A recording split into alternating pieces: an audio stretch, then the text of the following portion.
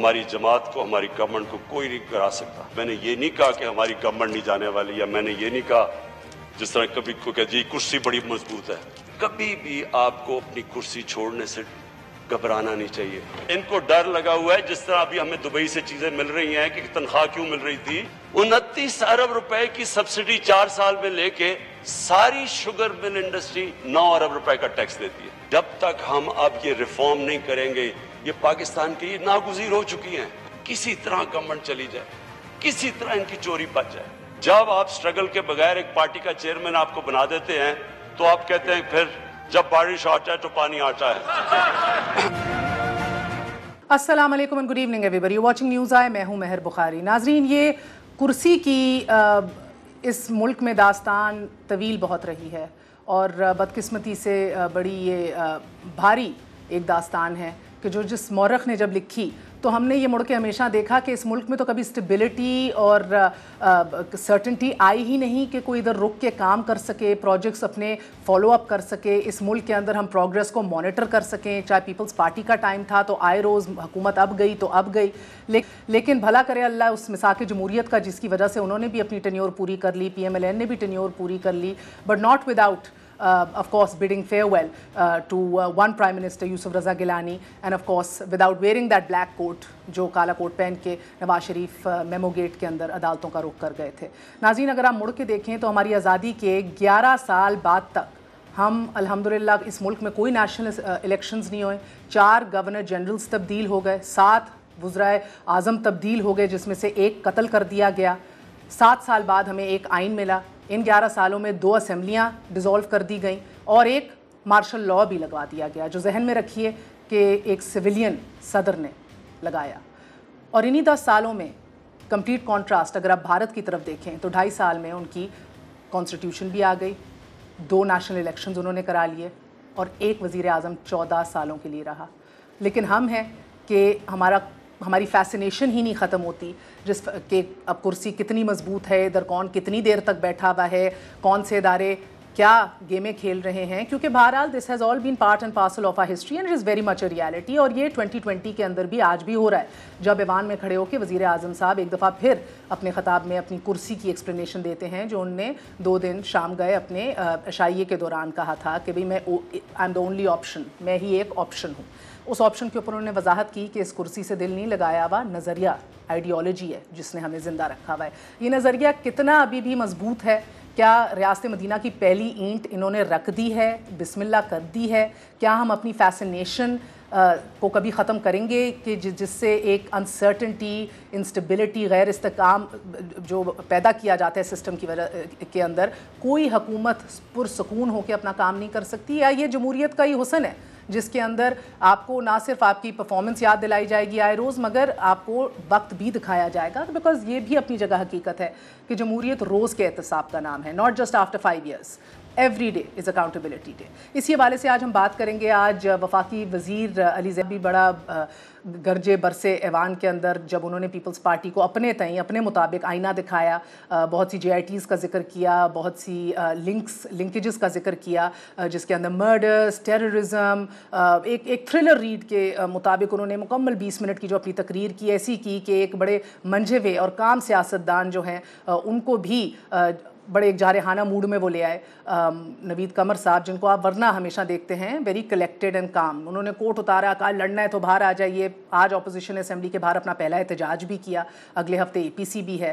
कल Bilawal Bhutto Zardari press conference करके ये भी बताएंगे कि कौन से मुतबादिल हो सकते हैं, क्योंकि आज लगता तो यही है कि वज़ीर आज़म ने गुंजाइश और स्पेस खोल दी है ये कह के कि अगर मैं हट भी गया, -1 हो भी गया, तो जो भी आएगा इधर वो एहतसाब का नारा और एहतसाब के प्रोसेस को लगाम नहीं लगने देगा। इसी हवाले से आज हम बात करेंगे और ये जानने की कोशिश करेंगे कि सिस्टम इस अनसर्टनटी के साथ कितनी देर तक चल सकता है, और क्या यही अनसर्टनटी है जो आपको पुश करती है गवर्नमेंट्स को टू परफॉर्म, और या इसके बिल्कुल बरक्स क्रिपल कर देती है। हमारे साथ सईद गनी साहब मौजूद हैं, पाकिस्तान पीपल्स पार्टी के सीनियर रहनुमा हैं, वज़ीर बल्दियात भी हैं सिंध के। हमारे साथ रुमीना आलम साहिबा है, PMLN की मेंबर कौमी असम्बली हैं।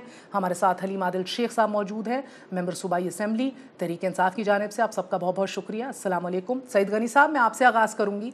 फरमाइएगा सर केस से पहले हम इस बात पे आए, मेरी आज मुझे भी बड़ा ताज्जुब हुआ, यकीनन आपको भी होगा, कि नवीद कमर साहब जिस एक स्टेट ऑफ माइंड में आ गए, उनको इस लेवल तक उकसा दिया गया कि जिनको वरना अदरवाइज आप अपने और बड़े से लोगों को असेंबली के अंदर हम एक्सपेक्ट कर सकते हैं, including Qadir Patel and all, कि वो ज़रा एग्रेसिव हो जाते हैं। बट नवीद कमर साहब को आज इस जो उनका एक स्टाइल नहीं है, इस बिल्कुल गैर रवायती मूड में देख के आपको क्या लगता है कि कौन सी बात थी अली जैदी साहब की which got under his skin?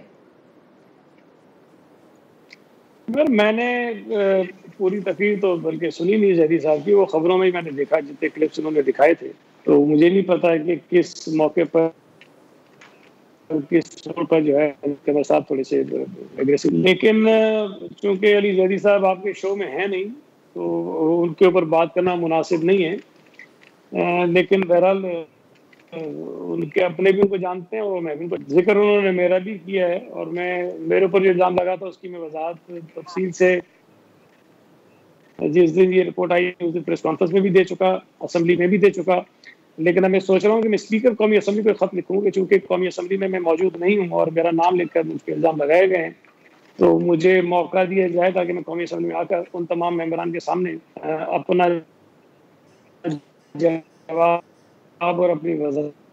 ठीक सर, उन्होंने रिपोर्ट मेरे पास भी मौजूद है, आई एम श्योर आपके पास भी होगी। उन्होंने उस डिटेल्ड रिपोर्ट का जिक्र किया जिसका टाइटल है क्रिमिनल्स एंड ड्रग पेडलर्स, जो एसपी रिजवान ने बनाई थी, जिसको बाद आप लोगों ने मुअत्तल कर दिया।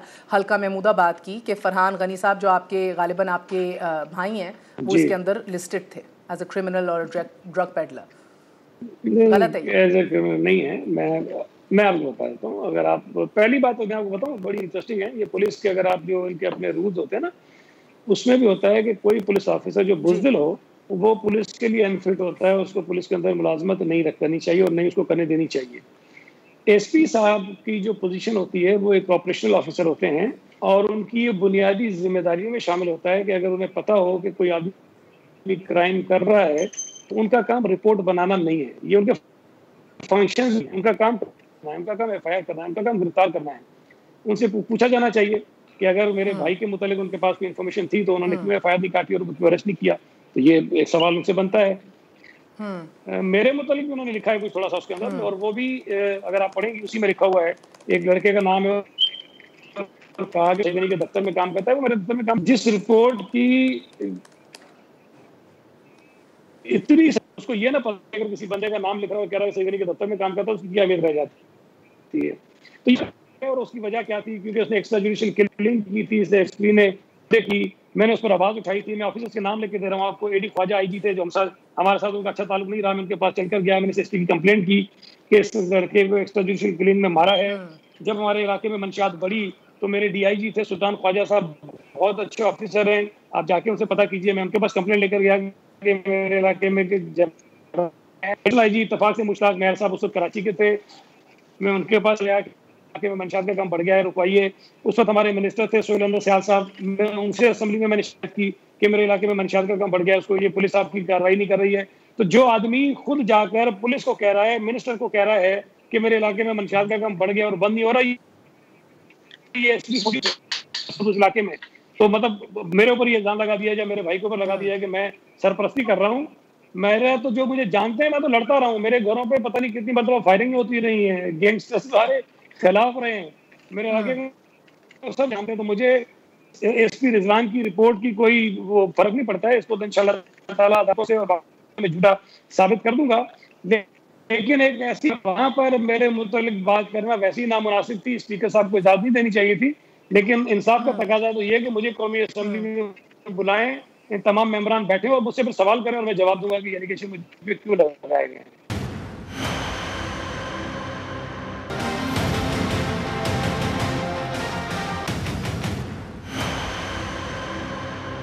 आदिल शेख साहब, मेरी आपसे सवाल है सर, एक दिन बाद जब आप बजट पास कर चुके हैं एंड अल्हम्दुलिल्लाह बड़े खुश हैं कि नंबर आपके अच्छे आ गए, पिछले साल से बेहतर आ गए। मगर सर क्या बनी कि अब आपके वफाकी वुज़रा जो हैं खड़े होकर अपोजिशन को इस तरह पिन पॉइंट कर रहे हैं। देखें JITs का जिक्र करना, उज़ैर बलोच की, फरियाल तालपुर और किस तरह जरदारी साहब ने सरपरस्ती की, मर्डर्स के हवाले से खालिद शहनशाह, बिलाल शेख, मुर्तज़ा भुट्टो, बीबी कत्ल के इशारे जरदारी साहब के की तरफ करना, लूट मार दहशतगर्दी की जमात, ना सिर्फ कहना मगर वो सारी JITs निसार मुरई के हवाले से हो जिसके अंदर MI, ISI, पुलिस, रेंजर्स सब ने मिलके बनाई है, रिकमेंडेशंस के फरियाल तालपुर साहिबा ने इनको लगाया, फिशरीज चेयरमैन, किस तरह इन्होंने इनको भगाया भी गया कराची से 2016 में। मुरई साहब ने 3 अपने कत्ल भी एक्सेप्ट कर लिए। उज़ैर जान बलोच का आर्म्स और फाइनेंस जरदारी साहब ने उनको किस तरह पहुंचाए। उज़ैर टप्पी, कादिर पटेल, निसार मुरई 2008 के बाद रहमान डकैत ने जब टेक ओवर किया तो क्या काम किया, ये सारी चीज़ें हम पढ़ चुके हैं, तफसीली प्रोग्राम्स इसके ऊपर कर चुके हैं। तो मुझे बताइए इनमें से कुछ कोर्ट ऑफ लॉ के अंदर तो साबित नहीं हुआ ना सर, देयर नो कन्विक्शंस। सो एक JIT की कानूनी हैसियत किस हद तक है आप बेहतर जानते हैं, मकसद क्या था ये नेशनल असेंबली के अंदर। एंड सईद गनी साहब की भी बात, इन हिज एब्सेंस ये बातें कोट करना, in the absence of many others as well. Point क्या है सर, आप करना क्या चाह रहे हैं? मैं दरख्वास्त करूंगा कि मुझे बराए करम इतना ही टाइम दिया जाए जो कि सईद भाई ने बात की है। सबसे पहले तो मैं बात करना चाहूंगा कि JIT की आपने बात की, अगर JIT में सब कुछ को पब्लिक नहीं कर देते, क्यों सुबह सिंध गवर्नमेंट गई हुई है हाई कोर्ट के अंदर उसको पब्लिक ना किया जाए? किसको बेनकाब होना है, किसकी दाढ़ी में तिनका है? और कल इतना बड़ा एक सानिया दहशतगर्दी का सानिया हो गया जिसके अंदर फिर वही दहशतगर्द इस शहर के अंदर पैदा हो गए, तो क्या उस गैंगवार का जिक्र ना करें? क्या उस JIT का जिक्र ना करें? क्या उस JIT का जिक्र ना करें जिसके अंदर यहाँ पत्ते लिए जाते थे, किलिंग्स होती थी, सारा कुछ होता था? और उस JIT के अंदर किस किस मैं कहता हूँ कि पर्दादार के नाम उसमें मौजूद है। तो जब सुप्रीम हाई कोर्ट का ऑर्डर्स आ गए, JIT आ गई, तो पब्लिक क्यों नहीं कर रहे? क्या ऐसी चीज है उसके अंदर? सईद अली जैदी भाई गए हुए हैं हाई कोर्ट के अंदर कि जी हमारी JIT को पब्लिक किया जाए। सिंध गवर्नमेंट कह रहे हैं उसको पब्लिक ना किया जाए। क्या जो हो गया, जो मर गए, जो लुट गए, जो पिट गए, वो सब ठीक है? इस शहर में जो हुआ, आप चाहती है दोबारा वही माहौल आ जाए कि नहीं अब छोड़ दो, हमारा बजट पास हो गया, रहने दो, कोई बात ना खोलो? ये जुल्म नहीं हम कर सकते सूबे के साथ। यहाँ सबको बेनकाब होना चाहिए, सबके सामने आना चाहिए। और ये जो क्या बात कर रहे हैं कि उज़ैर बलोच की JIT को पब्लिक कर दे, मेरा ख्याल है होना चाहिए। चूंकि शहर ने सफर किया है, हम कहते हैं बल्दिया टाउन, बल्दिया फैक्ट्री की JIT को भी पब्लिक करें, उज़ैर बलोच की JIT को पब्लिक करें। और सईद गनी साहब ने बात की कि जी कल मैं कौमी असेंबली में नहीं था। सईद भाई, हम लोग कौमी असेंबली के आप लोग जो बात करते हैं, सवाल हलीम आदिल करता है, जवाब नेशनल असेंबली के लोगों को देते हैं। आप लोग यहाँ सूबाई असेंबली में बैठकर हमारी नेशनल असेंबली के प्राइम मिनिस्टर्स को, मिनिस्टर्स को, इसको उसको सबको डिस्कस करते हैं। तो फिर बात क्या कीजिए, जो बात कीजिए जो जस्टिफाइड हो। फिर सबको बुला लिया करें, पहले आप चले जाइए कौमी असेंबली में जवाब दे दीजिए। कौमी असेंबली को जिनको आप लोग नहीं, मेरी आप सवाल का जवाब नहीं, माहौल की बात नहीं है। इस तरह की JIT जी, ये माहौल ही है ना सर, इधर क्यों इतनी इंस्टेबिलिटी और अनसर्टेनिटी रहती है? मैंने इब्तिदाइये में क्यों कहा कि 11 सालों के अंदर इधर 7 वज़ीर आज़म चले गए, 1 कत्ल हो गया, 4 गवर्नर जनरल आ गए, 2 असेंबलियां टूट गई सर, एक मार्शल लॉ भी लग गया। यानी कि इस मुल्क में कुर्सी की फैसिनेशन और इसको कितनी जल्दी भरा जाएगा और फिर रुखसत खाली किया जाएगा, ये फैसिनेशन, ये सर ये देखिए आप इस इंस्टेबिलिटी में अपना पुरसा डालते हैं जब आप लोग इस तरह की बातें करते हैं। देखिए मैं या तो फिर आप क्रिमिनल जस्टिस सिस्टम को सुधार लें, रिफॉर्म्स ले आए। मेहर, आपने क्या सईद गनी साहब के बीच में बात नहीं किया, आपने मेरी बात सुनिए। मैं कहना चाह रहा हूँ कि 11 साल में क्या जो 30,000 अरब पे लेके गए ये लोग, जो उसके बाद आज भी हमें 2,000 अरब, इस दफा 2,700 अरब कर्जा हमने और सूद वापस देना है। क्या उस 30,000 अरब को छोड़ दें? क्या उस दौरान जो कुछ हुआ, जो कि पनामा में देखा, जो जाली अकाउंट्स में देखा, और जहां मुल्क पीछे जाता गया, क्या हम उसको छोड़ दें कि नहीं जी हालात बहुत अच्छे हैं, माहौल बड़े अच्छे हैं? ऐसा नहीं है। लाज़मी बात है कि ट्रैक करना है यहाँ मुल्क यहाँ कैसे पहुंचाया गया। आप अगर आप चाहते हैं कि बस ठीक है सब अच्छा है, NRO क्योंकि जो एक मैं कहना चाहता हूँ कैंसर पाकिस्तान को लगा, या फिर एक NRO दे दें हम। आप चाहते हैं NRO दे दें, आजाद कर दें, सब ठीक है, सब अच्छा गले जफियां पाए और अल्लाह खैर सल्ला, आओ कौम पीछे जाते रहे, पाकिस्तान पीछे जाता रहे, लुटेरे आजाद होते रहे। ये नहीं हो सकता। अल्टीमेटली सब चीजों को सामने आना है। और बात यह है कि ये दोहरा निजाम भी नहीं है। सईद गनी साहब ने कहा अली जैदी क्यों आए, मैं बैठा हुआ भाई, बात यह कि कोई अगर रिपोर्ट इतने कमजोर है आप एक मजबूत वजीर है, आप डिप्टी चीफ मिनिस्टर और आप अपने हल्के से मंशियात खत्म नहीं कर सकते। मतलब इससे ज्यादा क्या हो सकता है कि सईद गनी आज कहे कि मेरे यहाँ मंशियात खत्म नहीं कर सकता। अब मानी मैं नहीं कह रहा कौन चलाता है, लेकिन अली जैदी साहब का पैगाम आ गया सर, अली जैदी साहब का पैगाम आ गया। ये मैं प्रोड्यूसर साहब को कहूँगी कि ये ज़रा मुझे मौका दीजिए भी एक सेकंड। उनने पैगाम भेजा सईद गनी साहब आपके लिए। रुमीना साहिबा, आई अपोलोजाइज टू यू, मगर मुझे मौका दीजिए। I want to talk to Saeed Ghani साहब। सईद गनी साहब, मैं एक दफ़ा आपको डिस्क्लेमर दे दूँ, ये मेरे लफ्ज़ नहीं हैं, ये आपके लिए पैगाम भेजा है, ये मेरे अल्फाज नहीं हैं। I must say this because it's little below the belt. Saeed Ghani साहब को बता दीजिए, विंस्टन चर्चिल को उन्होंने कोट किया है, you will never reach your destination if you stop and throw stones at every dog that barks. Winston Churchill का कहा है। उन्होंने कहा है कि मैं सईद गनी को बहुत जल्द सलाखों के पीछे डालने वाला हूं। ये रिपोर्ट उनको भी पढ़ के सुना दीजिए। ये मैंने नहीं लिखी, PSP officer SP level doctor Rizwan Ahmed ने लिखी है। सलाखों का इंतजार। जी सर, माजरत, not my words. This is Ali Zaidi साहब। अब ये जो विंस्टन चर्चिल का उन्होंने पढ़ा है, मेरा ख्याल उन्हीं पे अप्लाई करते हैं, मुझ पे नहीं आता, इसलिए कि मैं तो बात ये है जो शख्स प्लीज वक्फा ले लेती हूँ। वक्फे के बाद सईद गनी साहब आप ही से आगाज। Need to fix the audio sir after very short break.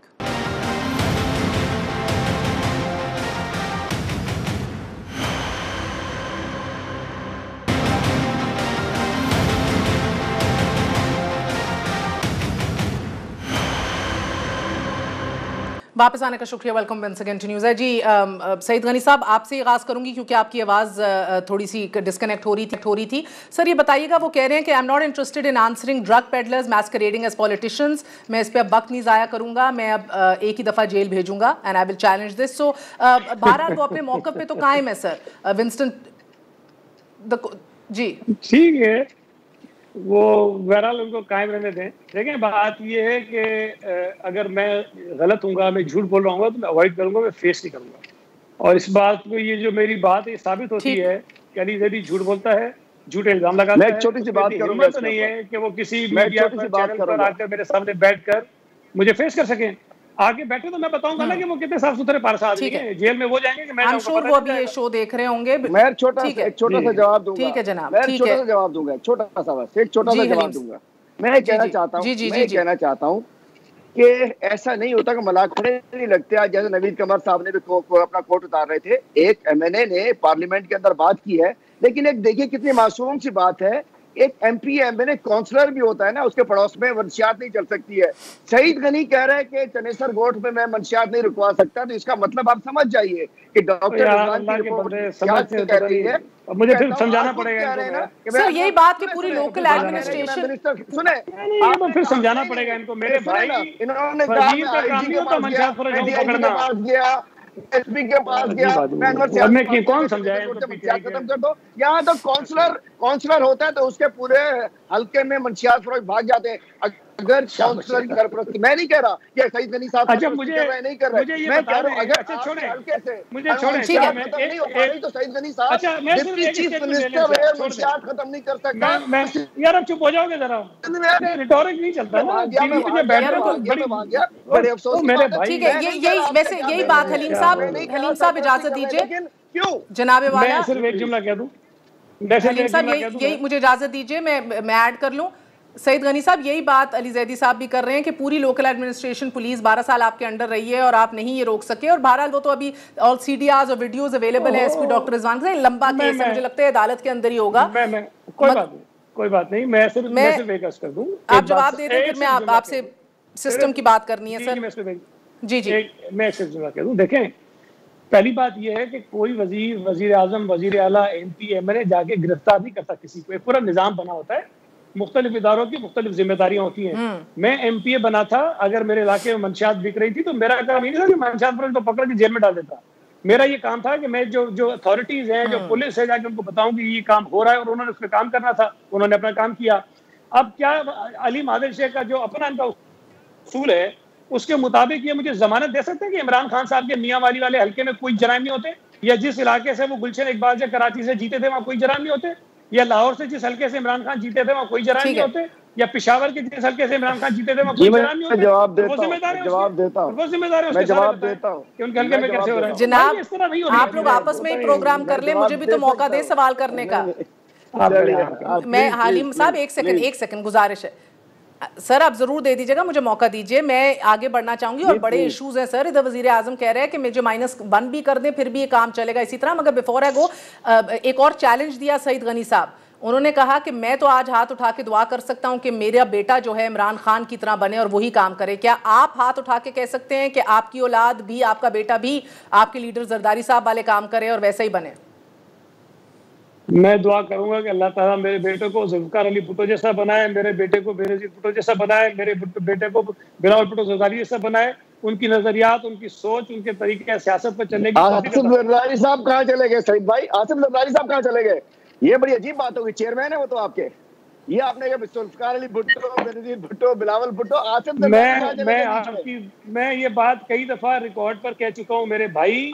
Pakistan people's party Zulfikar Ali Bhutto साहब ने बनाई एक नजरिए के तहत शहीद मोहतरमा बेनजीर भुट्टो साहब। अच्छा सुन लो ना यार, आपको नहीं पता ना भाई, नजरियाती सियासत की मुझसे ज्यादा बात ना करो शेख साहब, आप ना बात करो ना, आप किस नजरिए पे मुझे पता है। बेनजीर भुट्टो साहब ने जिस नजरियात में चलाया बीच में, यार अब सुनोगे तो समझाऊंगा ना, तो पीटीआई को समझाना बताइए ना सर, बताइए ना। आसिफ अली हो गया ना भाई, अब इनको चुप कराया तो बोलने तो देना, वो बताएंगे। अब आप वो कहेंगे उस दीवार में सर मारने के मुतरादिफ कर रहे हैं आप उनके हाल, सवाल का जवाब देने दे, सुन लें जी। मेरी देखिए, मेरी आदत नहीं, ना मैं चवले मारता हूँ टीवी में बैठ के, ना मैं जुगते मारता हूँ। मैं सीधी बात करने वाला आदमी हूँ, मेरे सामने वो आदमी बिठाए जो सीधी बात करता हो ना। सही बात है। पाकिस्तान पीपुल्स पार्टी जुल्फकार अली भुट्टो साहब ने बनाई एक सोचे, मंसूबे पे, प्लान पे, नजरिए पे। बेनजीर भुट्टो साहबा ने उसको आगे बढ़ाया। आसिफ अली जरदारी साहब का बीच में एक रोल आया जब मोहतरमा बेनजीर भुट्टो साहबा शहीद हो गई और बिलावल भुट्टो जरदारी साहब अभी पढ़ रहे थे। उन्होंने पार्टी को बीच में जो एक वैक्यूम था उसको फिलअप किया, और मैं समझता हूँ कि मेरी तवक्कुआ से ज्यादा बेहतर अंदाज में उन्होंने उसको फिल किया और पार्टी को बिखरने से बहुत सारी साजिशों के बावजूद बचाया। तो उनका अपना एक रोल है, लेकिन अब खत्म हो चुका साहब की जो कंटिन्यूटी है, आप अपने साहबजादे को चाहेंगे वो वैसे बने बड़े होके यही इसी तरह का मुस्बत किरदार अदा करें। मैंने आपको पाकिस्तान खप्पे का नारा जरदारी साहब नहीं लगाया पहले, आपकी बात दुरुस्त है। मैं चाहूंगा कि मेरा हलीम साहब मुझे सवाल करने दें, उसी सोच पर चले जिस पर मैं चल रहा हूँ। ठीक है, बिस्मिल्लाह जनाब, आपने तो जवाब दे दिया, बात सही है। हलीम साहब आपका भी सवाल रजिस्टर हो गया, जरा आगे बढ़ने दीजिए। सर फिर रुमीना बीबी को घर भेज देती हूँ। 30 सेकंड मैं कहना चाहता हूँ कि भुट्टो साहब लीडर थे, बीबी थी, बिलावल थे, या तो जरदारी साहब अब उनके को चेयरमैन नहीं रहे, या वो अपना उनका अल्फाज में सईद भाई बता दें तो बहुत सारे कंफ्यूजन क्लियर हो जाएंगे कि वो कहते हैं तो क्या वो चेयरमैन से मैंने जो खत्म हो चुका, क्या वो आपके आइडियल नहीं है? क्लियर कह रहे हैं ना सईद भाई, क्लियर कह रहे हैं। हम तो समझते हैं आपको चेयरमैन है। कमाल है। अरे हूँ ना, क्यों नहीं? अरे भाई आप पॉलिटिकल वर्कर है, आप जवाब देने के है या नहीं है? आपने तो जवाब दूध से मक्खी की तरह निकाल देगा। ठीक है सर, ठीक है, मक्खी की तरह बेचारे ठीक है सर, निकाल दिया आपने। सर अब आगे बढ़ने दीजिए ना, जान लेंगे, आगे बढ़ने दीजिए ना। उनके साहबजादे, उनकी दुआ, आपको क्या मसला है? आगे चलते हैं, बिस्मिल्लाह करें, कोई प्रॉब्लम नहीं है सर। मसला भी है हुकूमत में रहना है कि नहीं रहना, इमरान खान ने रहना है कि नहीं रहना। रुमीना साहिबा जी चले, हलीम साहब आप भी दुआ करें आज हाथ उठा के, आपका साहबजादा इमरान खान की तरह बने। इंशाअल्लाह जो हरकत है वो करते वो सारी करें। मेरे साहबजादे इमरान खान की तरह होंगे इंशाअल्लाह, मेरी साहबजादी इमरान खान की तरह इंशाअल्लाह। इतनी ईमानदार, इतनी दलेर, इतनी मोहब्बत, इतने इमरान खान जैसे होंगे इंशाअल्लाह। अल्लाह करे। ठीक है सर, ठीक है सर, अल्लाह आप सबकी दुआओं को इंशाअल्लाह पूरा करे।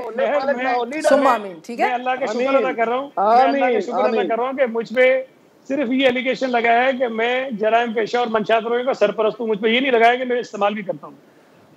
अल्लाह का बड़ा शुक्र है। भाई आप लोग अच्छा सर, आगे जाने देना सर, अब आप आगे जाने दें सर, बिस्मिल्लाह प्लीज। ये बड़ा सीरियस, आज के बड़ी सीरियस। नहीं, मैं नहीं जाने दूंगा, अपनी बात नहीं करो। जाने, नहीं मैं नहीं जाने, मतलब लोगों को छोड़े ना हलीम साहब। लोगों को पिलाते हैं भाई हलीम साहब, मेरे पास 2 मिनट रह गए, रुमीना बीबी को अस्सलाम वालेकुम तो कहने दीजिए। जायज है, गरीब के बच्चे को बच्चियां पिटवाते हैं, जायज है। बड़े अफसोस की बात है कि मैं बेचता हूँ, मैं पीता नहीं हूँ, बड़े अफसोस की यार बात है। मैं सर साबित नहीं हुआ, let's keep it at that, otherwise fix the system. बेचने वाले पर भी लानत भेजता हूँ, सरपरस्ती करने वाले पर भी लानत लानत है, भेजता हूँ, सब पीने वाले पर भी लानत पीने भेजता हूँ। वाले पे, बेचने वाले ठीक पे, है? उसकी सरपरस्ती करने वाले पे, तो भाई सब पे पीने वाले पे, आप बोलते सरपरस्ती हो करने मैं वाले पे, बेचता हूँ, पीता नहीं बेचने हूँ। वाले पे, क्या बात है, तीनों पे लानत भेजता हूँ। उम्मीद नहीं थी ऐसी बात करने की कि मैं बेचता हूँ, आगे बढ़, पीता आगे नहीं बढ़, हूँ। आगे क्या बढ़। बात की आपने? ओके, बड़े अफसोस की बिस्मिल्लाह, बात बस सर, सीज फायर किसके साथ? सर।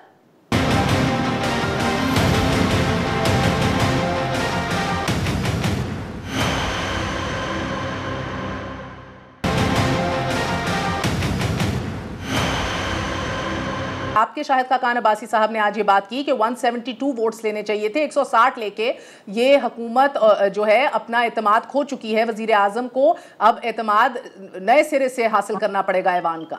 तो मुझे ये बताइए, बीबी बिलावल भुट्टो जरदारी तो खुल के रेजिग्नेशंस की बात कर चुके हैं, कल वो प्रेस कॉन्फ्रेंस भी कर रहे हैं इस हवाले से। आपकी जमात ना 3 में ना 13 में, आप लोग चाहते क्या हैं? आप लोगों की हिकमत अमली क्या है? क्या रेजिग्नेशन आपका भी आपकी भी डिमांड है? और इसका तो एक आईनी तरीका है मौजूद ऑलरेडी इन द कॉन्स्टिट्यूशन।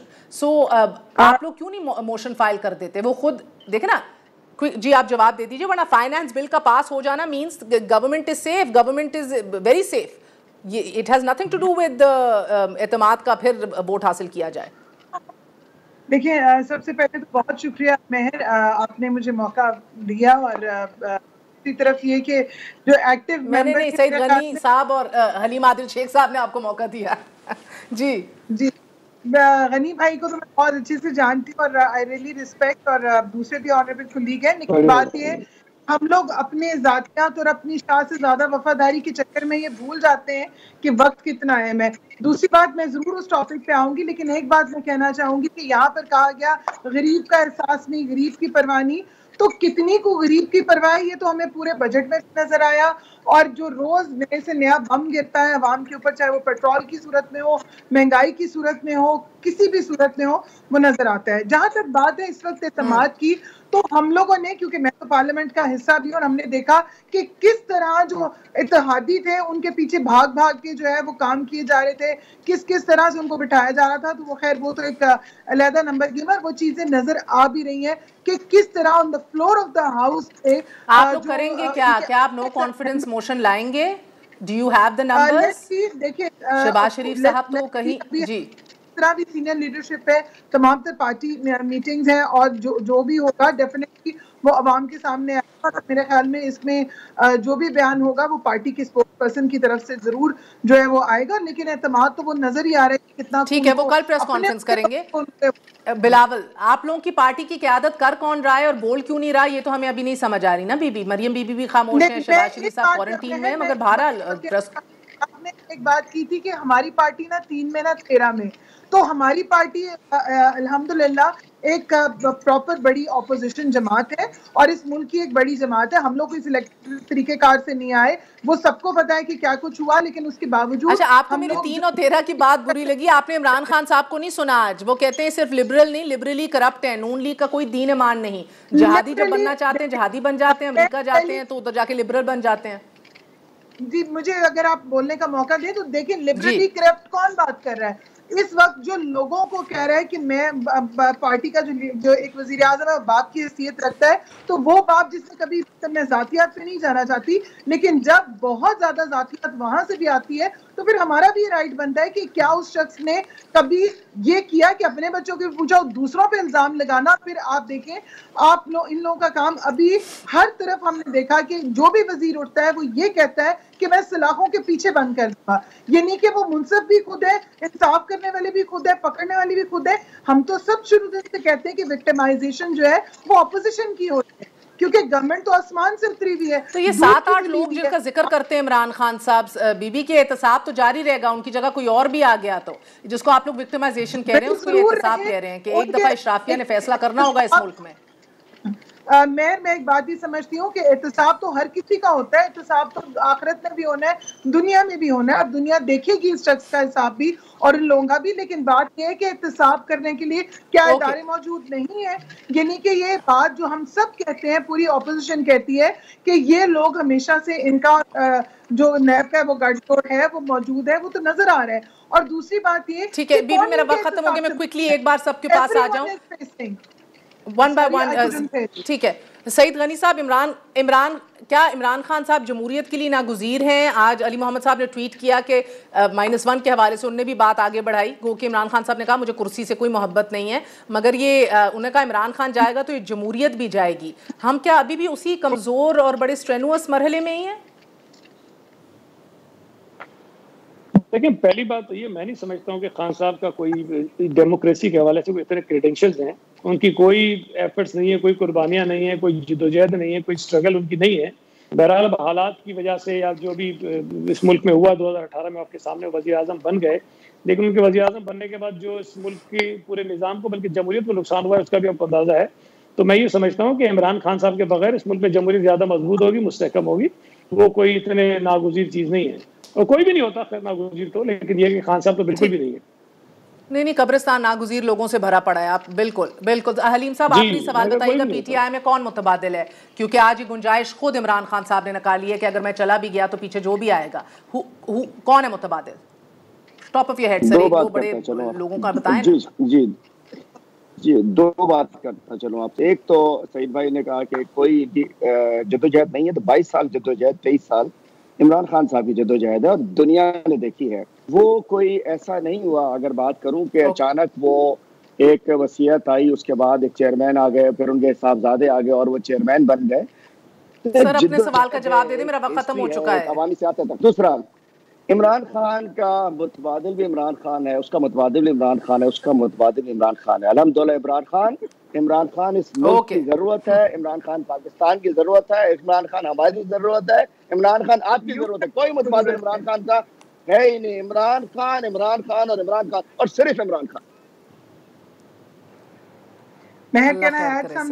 ये जरूरत चले, मेरा वक्त खत्म हो गया। रुमीना साहब, यू हैव 5 सेकंड्स। यस, देखिए, मैं बड़ी हैरत की बात है, एक तो चीज मैं जरूर कहना चाहूंगी कि अक्सर कहा जाता है बेटे बेटियां तो वो लोग भी वोट लेके ही आते हैं, अवाम लाती है। और दूसरी बात, इमरान खान साहब वो हैं जिन्होंने हर बात पे यू टर्न लिया है, तो मेरे ख्याल में हाँ वाकई वो यू टर्न की जरूरत है और यू टर्न ही चाहिए। जिन्होंने कहा था इतनी काबीना होगी और 50-50 सफेद हाथी जो है मिनिस्ट्रियों की सूरत में पाले हुए हैं, तो इसका भी जरूर जवाब दें कि इनका मुतबादिल कौन है। अगले शो में बहुत बहुत शुक्रिया तमाम मेहमानों का। नाजरीन, कौन का मुतबादिल है ये फैसला आपने करना है, क्योंकि ये सारी की सारी पावर आपके एक वोट के अंदर है। अपने वोट को कभी सस्ता ना जाने दीजिएगा, ना समझिएगा।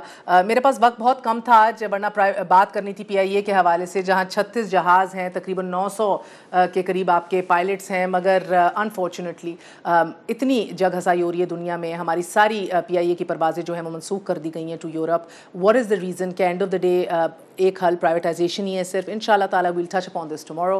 Take care of yourself. Good night. अल्लाह हाफिज़।